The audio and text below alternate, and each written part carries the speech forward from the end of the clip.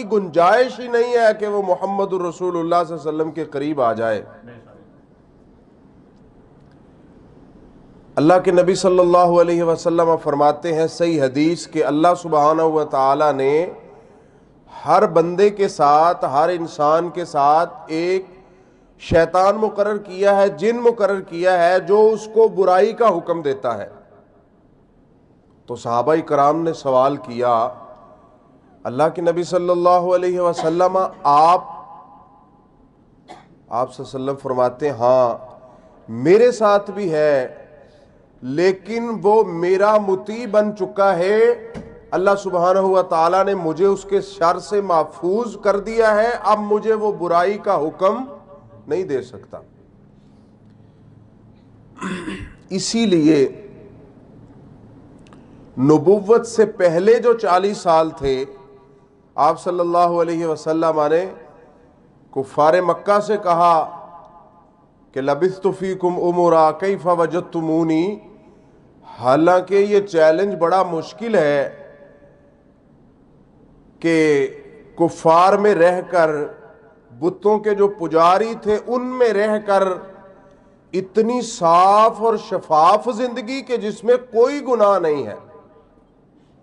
اب سوال یہ پیدا ہوتا ہے کہ اللہ سبحانہ ہوا تعالیٰ نے صرف محمد الرسول اللہ صلی اللہ علیہ وسلم کو معصوم عن الخطا کیوں بنایا، آپ کی امت میں سے کسی کو کیوں نہیں بنا دیا؟ حالانکہ 1 2 3 4 ہونے چاہیے تھے نا، 5 10 12 ہونے چاہیے تھے جو معصوم عن الخطا ہوتے، جن کے بارے میں کوئی بات کرتا تو ان کو ہچکچاہٹ محسوس نہ ہوتی، ان کو پتا ہوتا کہ جس کے بارے میں ہم کہہ رہے ہیں اگر محمد الرسول اللہ صلی اللہ علیہ وسلم معصوم عن الخطا ہے تو جن کے بارے میں ہم کہہ رہے ہیں وہ بھی معصوم عن الخطا ہے۔ اس کا جواب یہ ہے کہ اگر آپ کے علاوہ کوئی اور بھی معصوم ہوتا تو پھر ختم نبوت کا جو عقیدہ ہے وہ ختم ہو جاتا۔ آپ کو اللہ سبحانہ ہوا تعالیٰ نے اس لیے معصوم عن الخطا پیدا فرمایا کہ امت کے اوپر آپ کی اتباع اور اطاعت واجب اور فرض تھی۔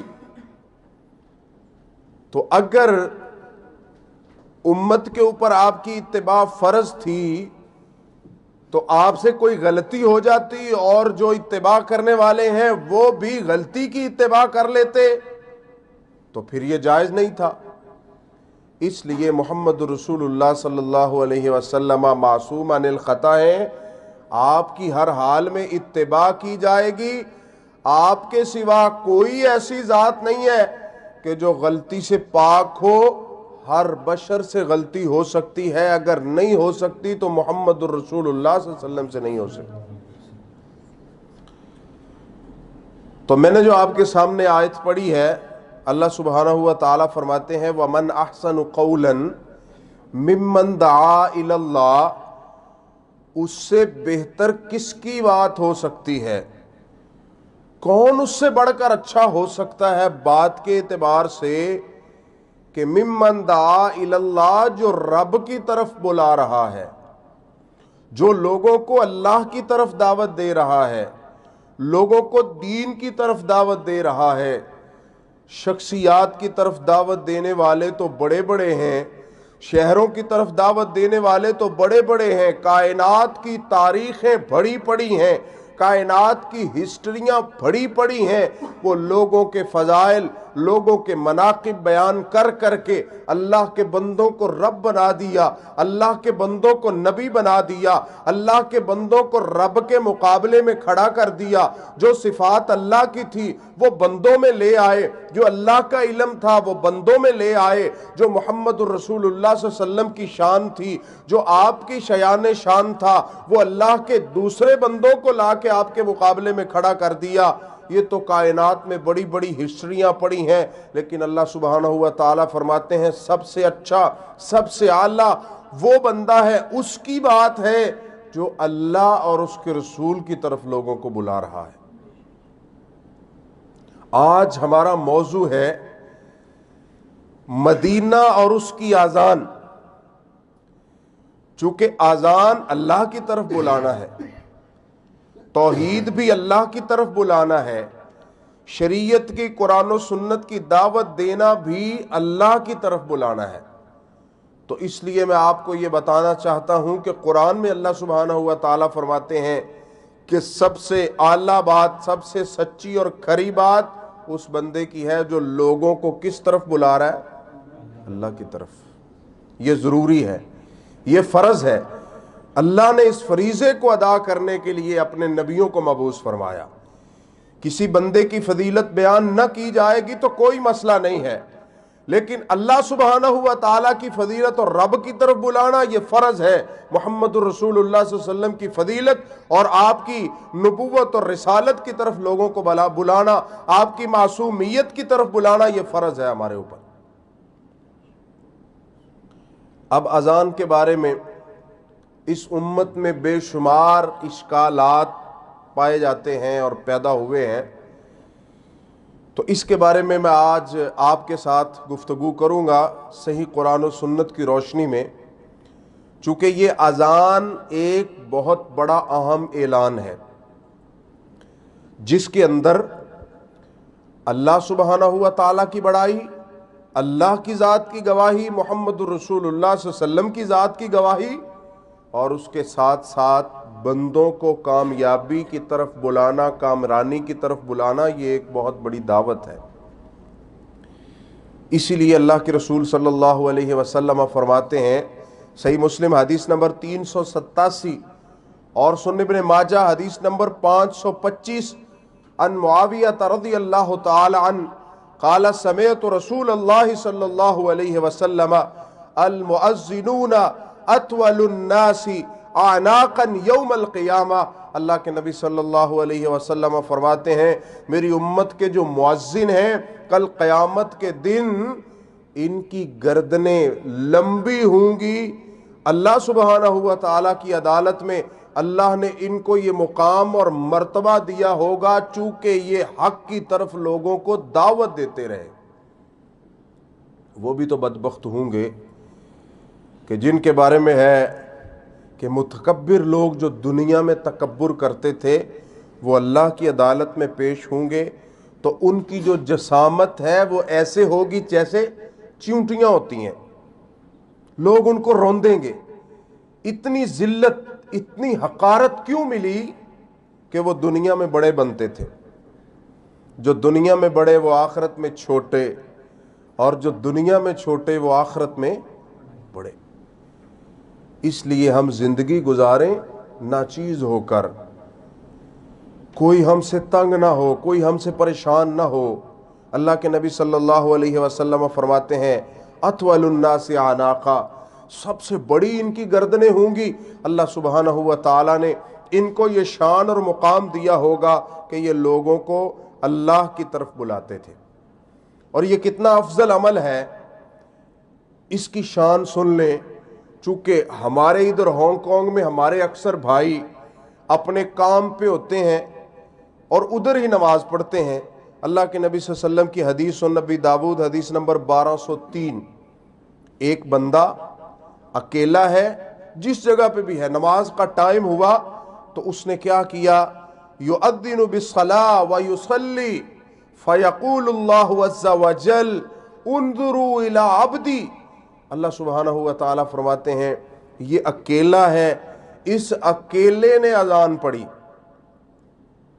پھر اقامت کہی، پھر نماز پڑھ رہا ہے۔ اللہ سبحانہ ہوا تعالیٰ فرماتے ہیں انظروا الی عبدی، میرے فرشتوں وہ دیکھو تم کہتے تھے یفسدون فی الارض کہ یہ تو فساد کریں گے، دیکھو میرا بندہ کیا کر رہا ہے، اکیلا ہے، اذان پڑھ رہا ہے، اقامت کہہ رہا ہے، نماز پڑھ رہا ہے۔ انظروا الی عبدی، میرے بندے کی طرف دیکھو۔ ھذا یؤذن ویقیم الصلاۃ یخاف منی، یہ کس لیے اس نے کیا؟ اس نے اذان پڑھی ہے، میری توحید کی آواز کو بلند کیا ہے، اللہ کی طرف بلانے کا اعلان کیا ہے اس نے، پھر اس نے اقامت کہی ہے، پھر نماز پڑھ رہا ہے۔ کس لیے؟ یخاف منی، یہ مجھ سے ڈرتا ہے۔ کیونکہ جو اللہ سے ڈرنے والا ہوتا ہے وہی نمازی ہوتا ہے نا. جو نہ ڈر ہوتا ہے اس کو کیا فکر ہے نماز کی, وہ جو مرضی کرتا رہے. وہ ڈرنے والا نہیں ہوتا اور جنت کا سب سے زیادہ خواہش مند ہوتا ہے, کہتا جنت میں نے سب سے پہلے جانا. یہ ڈرنے والا ہے. اب کیا کیا اس نے, اذان پڑھی, اقامت کہی, نماز پڑھی. کتنا ٹائم لگا ہوگا؟ 10 منٹ لگے ہوں گے. اللہ سبحانہ و تعالیٰ فرماتے ہیں قد غفرت لعبدی, میں نے اپنے بندے کو معاف کر دیا ہے. میں نے اپنے بندے کو معاف کر دیا ہے. صرف معافی نہیں, وَأَدْخَلْتُهُ الْجَنَّةَ, اور میں اس کو جنت کے اندر داخل کروں گا. یہ جنتی ہے کیونکہ مجھ سے ڈر کر اس نے اذان پڑھی ہے. اللہ اکبر کبیرہ. ویران جگہ میں, پہاڑوں کے اوپر, جنگلوں کے اندر, سڑکوں کے اوپر, کسی بھی مناسب جگہ پہ, جس جگہ پہ لوگ تنگ نہیں تھے, اس نے اذان پڑھی, نماز پڑھی. اللہ سبحانہ و تعالیٰ اس سے خوش ہو گئے, اس کو معاف کر دیا اور جنت کا اس کے لیے اعلان کر دیا. سنن ابی داود حدیث نمبر 499 عن عبداللہ ابن زید رضی اللہ تعالیٰ عنہ قال لما امر رسول اللہ صلی اللہ علیہ وسلم بالناقوس, جب مدینہ میں مسجد نبوی بن چکی تھی, اب یہ ایک بہت بڑا مسئلہ تھا کہ لوگوں کو نماز کے لیے کیسے جمع کیا جائے. چاہیے تو یہ تھا کہ اللہ کے نبی صلی اللہ علیہ وسلم فرماتے کہ ٹھیک ہے تم سارے نمازی ہو تو کوئی مسئلہ نہیں ہے, اپنے اپنے گھروں میں پڑھو, نماز ہی پڑھنی ہے نا, کوئی مسئلہ نہیں ہے. یہ مسئلہ پیدا ہوا کہ لوگوں کو مسجد میں کیسے بلایا جائے, چونکہ صحیح حدیث اللہ کے نبی صلی اللہ علیہ وسلم فرماتے ہیں کہ فرضی نماز, اس کی فضیلت, اس کی فوقیت وہ مسجد میں ہے, اور نفلی کی جو زیادہ ثواب ہے وہ کدھر ہے؟ گھر میں. نماز کے لیے کیسے بلایا جائے؟ اللہ کے نبی صلی اللہ علیہ وسلم نے ہمارا بالناقوس, اللہ کے نبی فرماتے ہیں ناقوس بجایا جائے اور لوگ اکٹھے ہو جائیں گے, سب کو بتا دیں گے کہ جب ناقوس بجے گا تو تم نے سمجھ لینا ہے کہ اب نماز کا ٹائم ہو گیا ہے. عبداللہ بن زید رضی اللہ تعالیٰ نے فرماتے جب آپ نے یہ حکم دیا تو رات ہوئی, میں سویا. جب میں سویا تو میں نے اپنی نیند میں دیکھا, خواب میں دیکھا کہ ایک بندہ جا رہا تھا اور اس کے ہاتھ میں ناقوس تھی. میں نے کہا یا عبداللہ, اللہ کے بندے یہ کدھر لے کے جا رہا ہے؟ اس نے کہا کہ آپ نے کیا کہنا ہے؟ عبداللہ بن زید کہنے لگے کہ ہمیں اس کی ضرورت ہے, ہماری مسجد میں اس کی ضرورت ہے اذان پڑھنے کے لیے, تو یہ مجھے بیچ دے, میں تجھے اس کی قیمت دے دیتا ہوں. وہ کہتا ہے کہ میں تجھے ایسے کلمات نہ بتا دوں جو اس سے بہت زیادہ درجہ رکھتے ہیں؟ فرماتے ضرور بتائیے. اس نے کہا سنو. اس نے کلمات بتائے, اللہ اکبر, اللہ اکبر, اللہ اکبر, اللہ اکبر, اشہد ان لا الہ الا اللہ, اشہد ان لا الہ الا اللہ, اشہد ان محمد رسول اللہ, اشہد ان محمد رسول اللہ, حی علی الصلاۃ, حی علی الصلاۃ, حی علی الفلاح, حی علی الفلاح, اللہ اکبر, اللہ اکبر, لا الہ الا اللہ. عبداللہ بن زید فرماتے ہیں کہ تھوڑی دیر وہ کھڑا ہوا, پھر اس نے مجھے اقامت بتائی. اذان تو آپ نے سن لی ہے نا جو عام ہم سنتے ہیں. اقامت کیا تھی؟ اسی حدیث میں, صحیح حدیث ہے, کہتے اس نے اقامت بتائی, اللہ اکبر, اللہ اکبر, اشہد ان لا الہ الا اللہ, اشہد ان محمد رسول اللہ, حی علی الصلاۃ, حی علی الفلاح, قد قامت الصلاۃ, قد قامت الصلاۃ, اللہ اکبر, اللہ اکبر, لا الہ الا اللہ. صبح ہوئی.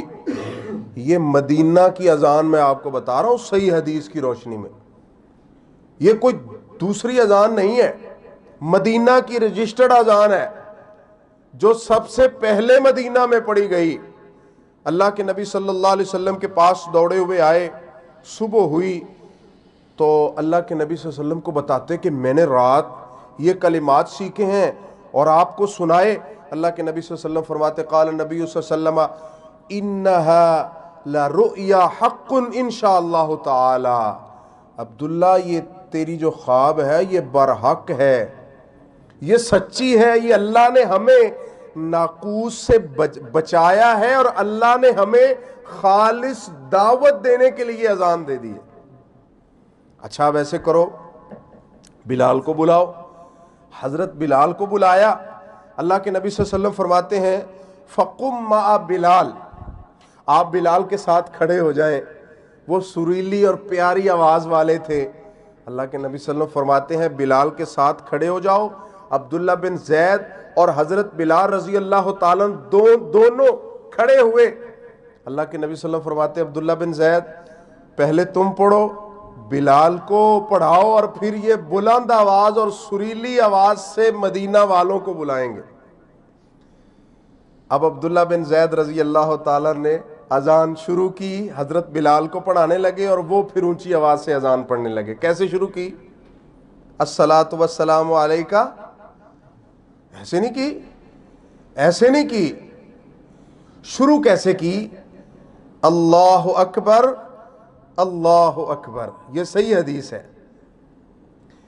اذان شروع کی، مکمل اذان حضرت بلال رضی اللہ تعالیٰ پہ پڑھی اور پھر انہوں نے یہ اذان مکمل جو ہے لوگوں تک سنائی۔ اور اس کے بعد اللہ کے نبی صلی اللہ علیہ وسلم کی پوری زندگی میں، صحابہ کرام کی زندگی میں، تابعین کی زندگی میں آج تک مدینۃ الرسول کے اندر یہ اذان اور یہی تکبیر پڑھی جا رہی ہے۔ ایک اور اذان ہے، وہ بھی آپ کو بتا دوں۔ سنن نبی داود کے اندر حدیث نمبر 500، وہ 499 تھی، یہ حدیث نمبر 500۔ حضرت ابو محذورہ رضی اللہ تعالی عنہ، حضرت بلال رضی اللہ تعالیٰ عنہ مدینہ کے مؤذن تھے، حضرت ابو محذورہ رضی اللہ تعالیٰ عنہ مکہ کے مؤذن تھے۔ یہ دو مؤذن تھے۔ حضرت ابو محذورہ رضی اللہ تعالیٰ عنہ فرماتے ہیں قال قلت یا رسول اللہ صلی اللہ علیہ وسلم علمنی سنت الاذان، اللہ کے نبی صلی اللہ علیہ وسلم مجھے وہ اذان سکھائیں جو آپ کی سنت ہے، آپ کا طریقہ ہے۔ اللہ کے نبی صلی اللہ علیہ وسلم نے ان کو بٹھا لیا۔ فرماتے ہیں فمسح مقدم رأسی، آپ نے میرے سر کے اوپر ہاتھ پھیرا، محبت اور شفقت بھرا ہاتھ حضرت ابو محذورہ رضی اللہ تعالیٰ کی پیشانی کے اوپر پھیرا۔ وقال تقول اللہ اکبر اللہ اکبر اللہ اکبر اللہ اکبر۔ پھر اللہ کے نبی صلی اللہ علیہ وسلم فرماتے ہیں ترفع بہا صوتک، بلند آواز سے کہو اشہد ان لا الہ الا اللہ اشہد ان لا الہ الا اللہ۔ پھر تھوڑا آہستہ آواز اشہد ان محمد رسول اللہ اشہد ان محمد رسول اللہ۔ پھر بلند آواز سے اشہد ان لا الہ۔ سمجھ آئی اس اذان کی؟ اسے کہتے ہیں ڈبل اذان۔ کیا کہتے ہیں؟ ڈبل۔ اسلام میں دو اذانیں اور دو اقامتیں ہیں۔ اسلام میں دو اذانیں اور دو اقامتیں ہیں۔ جو سنگل اذان ہے اس کے ساتھ سنگل اقامت ہے۔ سنگل اذان کیا ہے؟ شہادتین دو دفعہ، اشہد ان لا الہ الا اللہ دو دفعہ، اشہد ان محمد رسول اللہ دو دفعہ۔ اور ڈبل اذان میں اشہد ان لا الہ الا اللہ بھی 4 دفعہ، اشہد ان محمد رسول اللہ بھی 4۔ یہ ڈبل اذان ہے۔ حضرت ابو محذورہ رضی اللہ تعالیٰ عنہ مکہ کے مؤذن تھے اور 5 ٹائم ڈبل اذان پڑھتے تھے۔ فرماتے اللہ کے نبی صلی اللہ علیہ وسلم مجھے یہ اذان سکھائی، جب 2 دفعہ اشہد ان لا الہ الا اللہ کہا، 2 دفعہ اشہد ان محمد رسول اللہ کہا، تو پھر اللہ کے نبی صلی اللہ علیہ وسلم فرماتے ہیں اب اپنی آواز اور بلند کر کے 2 دفعہ پھر اشہد ان لا الہ الا اللہ کہو۔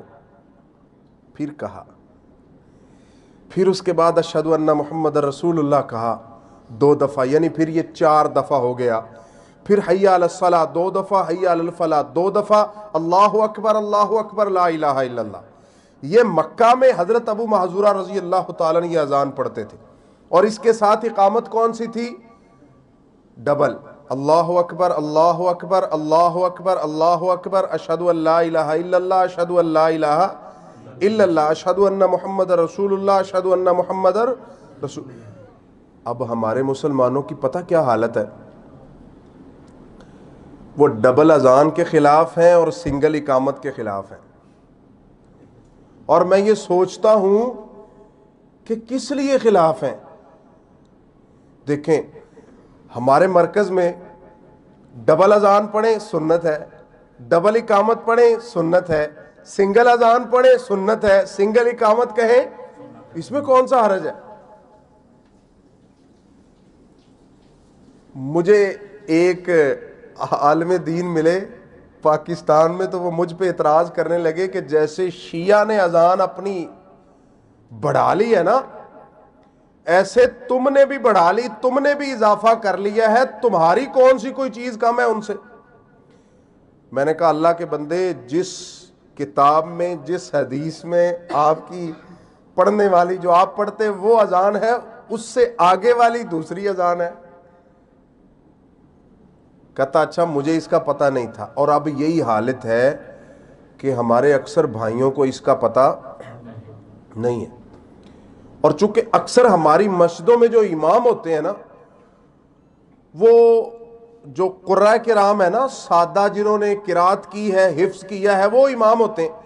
تو جب ان کے پیچھے کوئی سنگل تکبیر پڑھ دے نا، تو وہ بیچارے پھر بے چین اور ساری نماز میں سوچتے رہتے ہیں کہ میری تو نماز ہی نہیں ہوئی اب، کیونکہ اسی لائن پہ لگایا گیا ہے نا.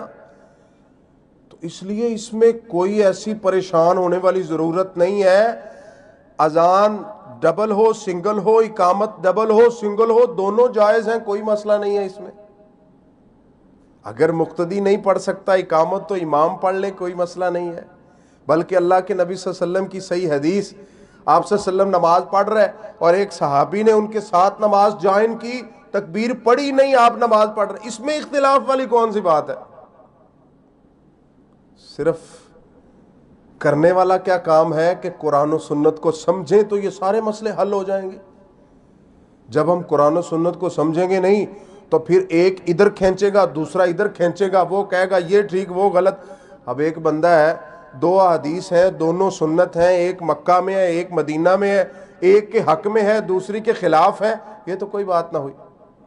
اب تیسری بات جو ہمارے اندر عام رائج ہے، وہ کہتے ہیں کہ حضرت عمر رضی اللہ تعالیٰ نے الصلاۃ خیر من النوم کا اضافہ کیا ہے، تو تم ان کا اضافہ تو قبول کر لیتے ہو. اگر ہم نے اذان میں اضافہ کیا کہ وہ جو لمبی اذان ہوتی ہے، اشہد ان علی ولی اللہ ہے، ایسی ویسی، تو کہتے اگر حضرت عمر رضی اللہ تعالیٰ نے اضافہ کیا ہے تو اس پہ تمہیں اعتراض نہیں، ہماری اذان پہ اعتراض.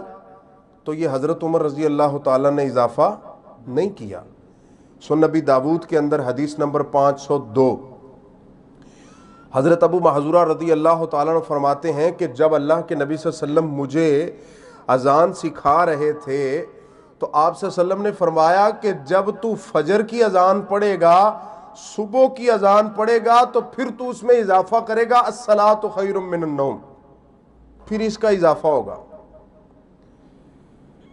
تو لہٰذا اس حدیث سے یہ ثابت ہوا کہ یہ محمد رسول اللہ صلی اللہ علیہ وسلم کی سنت ہے. آپ کے دور میں یہ الفاظ، یہ کلمات کہے جاتے تھے اذان میں، یہ کسی صحابی نے اضافہ نہیں کیا. اب اذان والا مسئلہ حل ہوا، مدینۃ الرسول میں نمازیں جاری ہیں، سارے مسائل حل ہو رہے ہیں. تو مکہ والوں کو بڑی تکلیف تھی، بہت پریشان تھے کہ اب یہ کیا ہوا، ہم نے تو پریشان کیا محمد رسول اللہ صلی اللہ علیہ وسلم کو تاکہ یہ تنگ آ جائیں، ہم ان کو شہید کر دیں اور کچھ کر دیں. مدینہ والوں نے بلایا اور یہ سارے مسائل حل ہو گئے. انہوں نے منافقین سے اور یہودیوں سے رابطہ شروع کر دیا مسلمانوں کو ختم کرنے کے لیے. جب انہوں نے یہودیوں سے رابطہ شروع کیا تو اللہ کے نبی صلی اللہ علیہ وسلم کو اللہ سبحانہ و تعالیٰ نے وحی کے ذریعے بتایا کہ کون کون آپ کے خلاف ہیں اور آپ کے خلاف کیا کچھ کر رہے ہیں. چونکہ مدینہ ایک ایسا شہر تھا، اللہ کے نبی صلی اللہ علیہ وسلم نے اس کے بارے میں اعلان کیا. صحیح بخاری حدیث نمبر 1871 اور صحیح مسلم حدیث نمبر 1382، عن ابی ہریرہ رضی اللہ تعالیٰ عنہ قال قال رسول اللہ صلی اللہ علیہ وسلم امرت بقریۃ یأکل القرى. اللہ کے نبی صلی اللہ علیہ وسلم فرماتے ہیں مجھے ایسی بستی میں رہنے کا حکم دیا گیا ہے کہ جس کے ماتحت ساری بستیاں ہوں گی. یہودیوں تم جو مرضی کر لو، قانون مدینے میں چلے گا، دارالحکومت مدینہ ہوگا، اور پوری بستیاں تمہاری بھی منافقین کی وہ اس کے ماتحت ہوں گی۔ یقولون یثرب وہی المدینہ، اللہ کے نبی صلی اللہ علیہ وسلم فرماتے ہیں وہ بستی، اس کا نام لوگ اسے یثرب کہتے ہیں، اور اس کا نام کیا ہے؟ مدینۃ الرسول۔ آگے فرمایا تنفی الناس کما ینفی الکیر خبث الحدید، مدینے میں اللہ نے یہ کوالٹی رکھ دی ہے کہ یہ لوگوں کو ایسے صاف کر دیتا ہے، لوگوں کی ایسے صفائی کر دیتا ہے جیسے بھٹی کے اندر سونا ڈالا جائے اور اس کی میل کچیل جتنی ہے وہ ساری کی ساری صاف ہو جاتی ہے، وہ ساری کی ساری اتر جاتی ہے۔ یہ شان ہے نا اللہ کے نبی صلی اللہ علیہ وسلم کے شہر کی، یہ کیا ہے؟ شان ہے۔ اور صحیح بخاری حدیث نمبر 1867 عن انس رضی اللہ تعالی عنہ عن النبی صلی اللہ علیہ وسلم قال المدینہ، اللہ کے نبی صلی اللہ علیہ وسلم فرماتے ہیں یہ جو میرا شہر ہے، حرم من کذا و کذا، یہ فلاں جگہ سے لے کر فلاں جگہ تک جو اس کی یہ باؤنڈری ہے یہ حرم ہے، اس کو میں نے حرم کر، جیسے مکہ حرم ہے ویسے مدینہ بھی حرم ہے۔ ولا يقطع شجرها ولا يحدث فيها حدث من احدث حدثا فعليه لعنۃ اللہ والملائکۃ والناس اجمعین، اللہ کے نبی صلی اللہ علیہ وسلم فرماتے ہیں ادھر درختوں کو نہ اکھاڑا جائے، اور آگے فرمایا کوئی بدعتی ادھر بدعت ایجاد نہ کرے۔ مدینہ میں کوئی بدعت ایجاد نہ کرے، نئی چیز ایجاد نہ کرے۔ من احدث فیہا، جس نے مدینہ میں کوئی نیا کام کیا دین میں، فعلیہ لعنۃ اللہ والملائکۃ والناس اجمعین، اس کے اوپر اللہ کی بھی لعنت ہے، فرشتوں کی بھی لعنت ہے، اور لوگوں کی بھی لعنت ہے۔ اللہ سبحانہ و تعالیٰ نے مدینہ کو حرم بنایا، اور واقعتاً اس کی حرمت آج تک قائم اور دائم ہے، اور اس میں اصل دین ہے، کوئی حدث، کوئی بدعت، کوئی ایسی چیز نہیں ہے۔ آگے اللہ کے نبی صلی اللہ علیہ وسلم فرماتے، صحیح مسلم حدیث نمبر 1386، سنن ابن ماجہ حدیث نمبر 3114، بڑا اہم فرمان ہے محمد رسول اللہ صلی اللہ علیہ وسلم کا۔ ان سعد بن ابی وقاص رضی اللہ تعالی عنہ قال قال رسول اللہ صلی اللہ علیہ وسلم من اراد اہل المدینہ بسوء، کہ جو اہل مدینہ کے ساتھ برا ارادہ رکھتا ہے، جو اہل مدینہ کے ساتھ برائی کا ارادہ رکھتا ہے، جس کی سوچ اہل مدینہ کے ساتھ بری ہے، اہل المدینہ کا مطلب کیا ہے؟ اس میں رہنے والے، فرمایا جو ان کے خلاف سوچ رکھتا ہے، بری سوچ رکھتا ہے، عذابہ اللہ کما یذوب الملح الماء، اللہ تعالیٰ اس کو ایسے گھول دیں گے جیسے پانی کے اندر نمک گھول دیا جاتا ہے۔ کیا مطلب؟ جب پانی میں نمک پھینکیں تو اس کی کوئی حیثیت، کوئی جسامت، کوئی اس کا روب، دبدبا کچھ نہیں رہ جاتا، وہ ختم ہو جاتا ہے، اس کا بیڑا غرق ہو گیا جس نے مدینہ والوں کے خلاف قدم اٹھایا۔ اور ایسے لوگوں کا بیڑا اللہ نے غرق کیا ہے جنہوں نے مدینہ والوں کے خلاف سوچا، یا مدینہ کے اوپر حملہ کیا، یا کوئی بھی ان کے خلاف سوچ بری رکھی۔ اللہ کے نبی صلی اللہ علیہ وسلم فرماتے ہیں اس کا وجود تک نہیں رہے گا، جیسے نمک کا وجود نہیں رہتا ویسے اس کا وجود نہیں رہے گا۔ اس حدیث سے یہ ثابت ہوتا ہے کہ مدینہ والوں کے ساتھ برا ارادہ رکھنے کی بجائے ان سے محبت کی جائے، ان سے محبت کی جائے، مدینہ سے محبت کی جائے، مدینہ میں رہنے والوں سے محبت کی جائے، مدینہ کے مسجد نبوی کے مصلی کے اوپر جو امام ہے اس کے ساتھ دیکھیں، جو مدینہ بستی میں شہر میں رہ رہے ہیں، اگر ان کے ساتھ ہم برا ارادہ نہیں کر سکتے، جو مصلی رسول کے اوپر کھڑے ہوئے ہیں، جس جگہ کے بارے میں اللہ کے نبی صلی اللہ علیہ وسلم فرماتے ہیں کہ یہ جنت کے ٹکڑوں میں سے ایک ٹکڑا ہے، ما بین بیتی و منبری، اس کے بارے میں ہم کیسے کر سکتے؟ اور آپ کا یہ فرمان ہے، صحیح مسلم حدیث نمبر 1389، اللہ کے نبی صلی اللہ علیہ وسلم فرماتے ہیں علی انقاب المدینۃ ملائکۃ، کہ مدینہ کی جو انقاب ہیں، اس کی حدیں ہیں، اس کے اوپر اللہ کے فرشتے پہرا دے رہے ہیں۔ کیوں؟ اس میں کوئی دجل داخل نہیں ہوگا، کوئی دھوکہ، کوئی فریب، کوئی ایسی چیز داخل نہیں ہوگی، فرشتوں کا پیرا ہے۔ مدینے نے جو برے تھے ان کو باہر پھینک دیا، ختم کر دیا، اور حق کو قبول کیا۔ جو ان کے رہنے والوں کے ساتھ برائی کا ارادہ کرے گا وہ بھی ختم ہو جائے گا۔ اور ابن عمر رضی اللہ تعالیٰ عنہ فرماتے، جامع ترمذی حدیث نمبر 3917، اللہ کے نبی صلی اللہ علیہ وسلم فرماتے ہیں، من استطاع ان یموت بالمدینہ، تم میں سے جو یہ طاقت رکھتا ہے کہ وہ مدینہ میں فوت ہو، تم میں سے جو طاقت رکھتا ہے وہ مدینہ میں فوت ہو، اس کو موت مدینہ میں آئے، فلیمت، اسے چاہیے کہ وہ اپنی طاقت کے مطابق کوشش کرے اور ادھر فوت ہو۔ جو ادھر فوت ہوگا کل قیامت کے دن میں محمد رسول اللہ صلی اللہ علیہ وسلم اس کی سفارش کروں گا۔ اللہ تعالی ہم سب کو شہادت کی موت دے اور مدینہ الرسول کے اندر دے۔ اللہ تعالی ہر چیز پہ قادر ہے۔ جیسے فاروق اعظم رضی اللہ تعالیٰ نے دعا کی تھی کہ اللہ میں تجھ سے شہادت مانگتا ہوں اور مدینہ الرسول میں مانگتا ہوں، تو پھر اللہ نے دی۔ لوگ سوچتے تھے کیسے مدینہ میں، عمر کی حکومت، اتنی زبردست فوج، کیسے مدینہ میں شہادت ملے گی؟ لیکن پھر اللہ سبحانہ و تعالیٰ نے جیسے محمد رسول اللہ صلی اللہ علیہ وسلم نے پیشین گوئی فرمائی تھی کہ یہ شہید ہے، ویسے ہی اللہ سبحانہ و تعالیٰ نے ان کی دعا کو قبول کر کے ان کو مدینہ میں شہادت دے دی۔ اللہ کے نبی صلی اللہ علیہ وسلم نے جب مدینہ کی ترتیب لگائی، اللہ سبحانہ و تعالیٰ نے مدینہ کو محفوظ فرما دیا اور اس کی سرحدوں پہ فرشتوں کے پیرے لگ گئے، اس کو حرمت والا قرار دے دیا، امن والا قرار دے دیا۔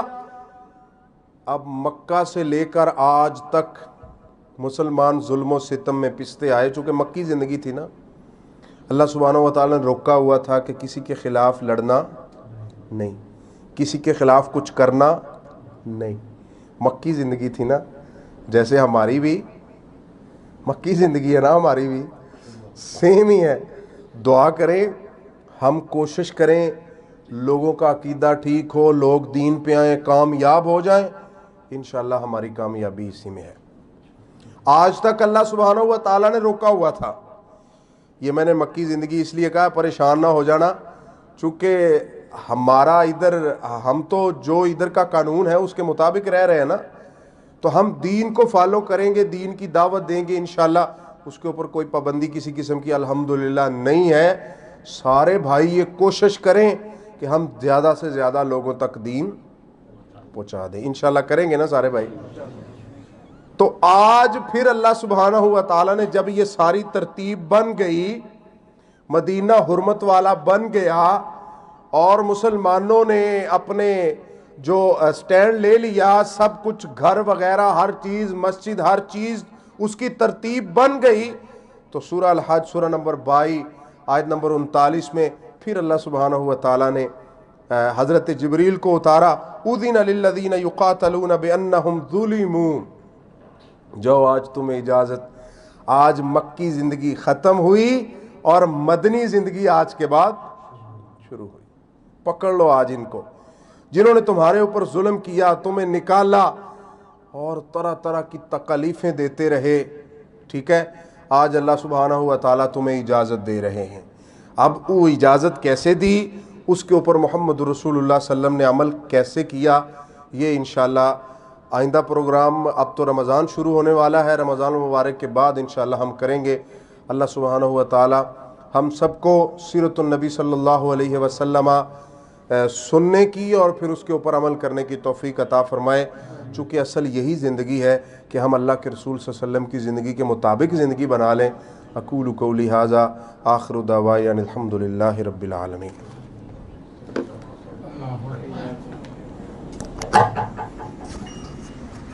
تمام بھائی